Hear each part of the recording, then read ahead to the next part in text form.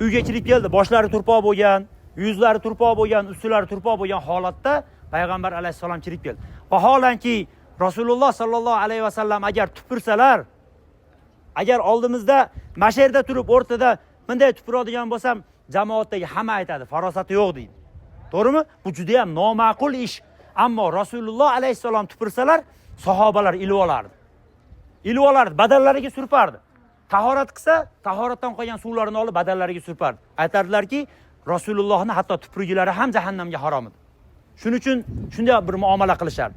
Payg'ambar alayhissalomni ko'chadan kirayotganda ustlari tuproq holatda kirdi. Fatima onamiz radhiyallohu anha ko'rib qattiq yig'ladi. "Ey otajon, sizni kim bu ahvolga soldi? Yig'lamang" dedi. Payg'ambar alayhissalom "Yig'lamang, ey qizim, Alloh sizni otangizni zoya qilib qo'ymaydi" dedi. Ya'ni yordamsiz tashlab qo'ymaydi, yig'lamang dedi. Va payg'ambar sallallohu alayhi vasallam Makkani tashlab chiqib ketishlikka majbur bo'ldi. Oldilariga Zayd ibn Horisa degan sahobani oldi. Qur'onda nomi yagona zikr qilingan sahoba Zayd ibn Horisa radhiyallohu anhu payg'ambar alayhissalomda tutingan o'g'illari. Oldilariga chiqdi, chunki Makkada u zotni eshitadigan bironta kishi qolmagan edi. Payg'ambar alayhissalomni eshitadigan, u zotni qo'llab-quvvatlaydigan kishilar qolmagan edi. Shuning uchun Zayd ibn Horisani oldida shoyat Toifdan najot bo'lib qolsa, shoyat Toifda bizni eshitadigan kishilar bo'lib qolsa, deb Zayd ibn Horisa bilan Toifga qarab yo'lga chiqdi. Toifga qarab kelar ekan, qaysi qabilaga to'xtasa islomga da'vat qilardi. Qaysi joyga borsa, islomni yetkazardi. Islomni ko'ndalang qilardi. Odamlarga amr ma'ruf qilardi. Yaxshilikka buyurardi, yomonlikdan qaytarardi. Mana shunday tarzda payg'ambar alayhissalom Toifga chiqib keldi. To'g'ri Toifga chiqib kelar ekan, payg'ambar alayhissalom har bir joyga to'xtab bir 3 ta aka ukani oldiga keldi. Ismlari esimda yo'q. Abdiyolil, Habib, yana biri Mas'ud degan 3 ta aka ukani oldiga keldi. Keldilarda ularga islomni ko'ndalang qildi.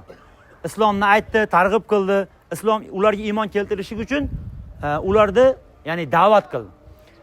Agar hozir jamoatdan bir kishini mayerga chaqirib keling deb biz oldimizga kelgan paytda bor nariyoqqa desangiz, yo kim bilandir qo'l berib ko'rishib turib, qo'lingizni silkib tortib oladigan bo'lsangiz, qancha qalbi ranjiydi.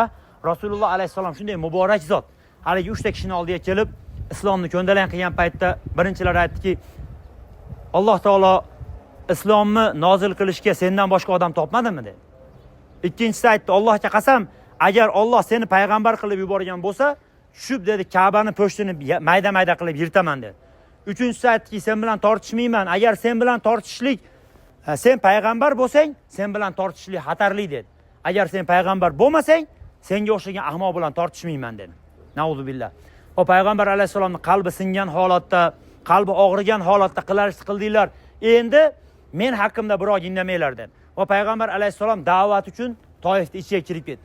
Toifda yurib da'vat qilar ekan, qaysi joyga borib da'vat qilsa, rad javobini olardi.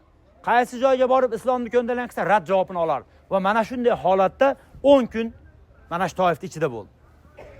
Toifda istiqomat qilib turar ekan, Toifning kattalari, oqsoqollari to'planib payg'ambar alayhissalomni quvlab chiqarishlikka ahd qilishdi. Va Makkani bevosh yoshlaridan, befarosat kattalaridan to'plab payg'ambar alayhissalomni hujum holatida Makkadan quvlab chiqardi. Bilamiz, ikkita tarafga yoshlarni qo'yganini, orqasidan kattalarni qo'yganini. Payg'ambar alayhissalom Zayd ibn Horisa radhiyallohu anhu bilan chiqib kelar ekan, kaltaylar bilan urushardi. U zotni boshlariga toshlar otishardi, yog'ochlarni otishardi. Payg'ambar alayhissalomning badallariga haligi narsalar kelib tegardi.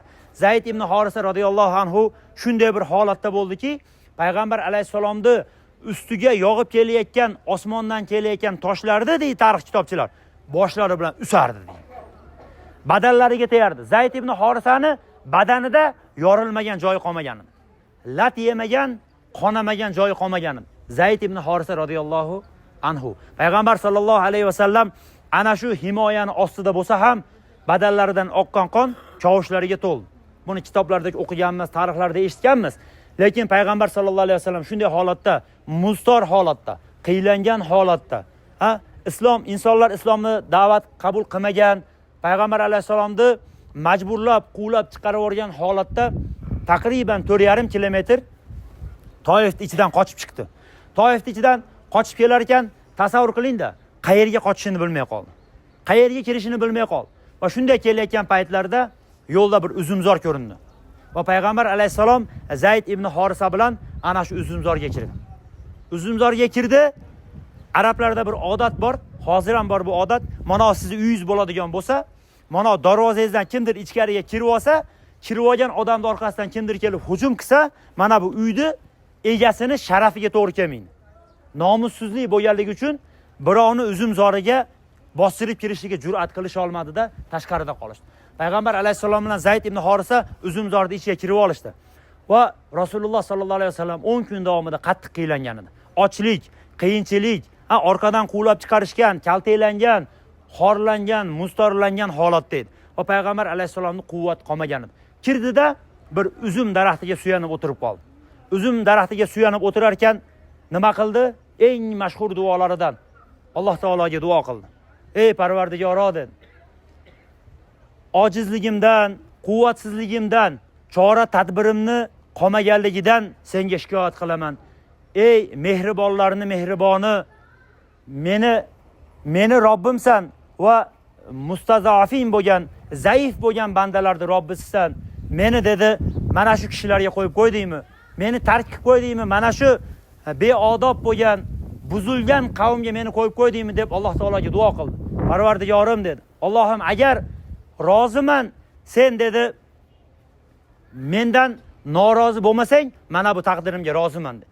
İnsanlardan kelgan qiyinchilik, insonlardan kelgan azob, uqubat men uchun hech narsa emas ki sen mendan rozi bo'lgin dedi. Duo qildi va duolarni eshituvchi zot bu Alloh taolo. Payg'ambar alayhissalomning duosini eshitdi va ana shu zot duolarni eshituvchi zot payg'ambar alayhissalomni qo'llab-quvvatlashni ana shu joydan boshladi.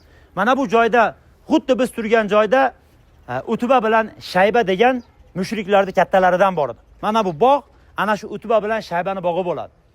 Holatni ko'rdi. Payg'ambar alayhissalom qiylangan, mustorlangan bir quli bor edi, Addos degan. Addosga bir idishda uzum berdi. Obor dedi. Obor ana kishiga qiylanibdi dedi. Chunki mehmon bo'lib kirdi uyga. Addos oborar ekan payg'ambar alayhissalomga uzumni o'zini qo'llari bilan tutqazdi. Rasulimiz Habibimiz alayhissalom qo'llarini cho'zar ekan nima dedi? Bismillah dedi. Addos eshitdi. Eshitib hayron bo'ldi.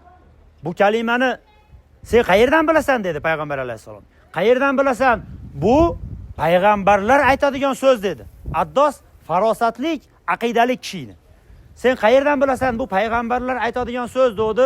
Rasulimiz alayhissalom sen kimsan va qayerdansan dedi. Addos aytdiki, men Naynavodanman dedi. Naynavo Yunus alayhissalomning shahri.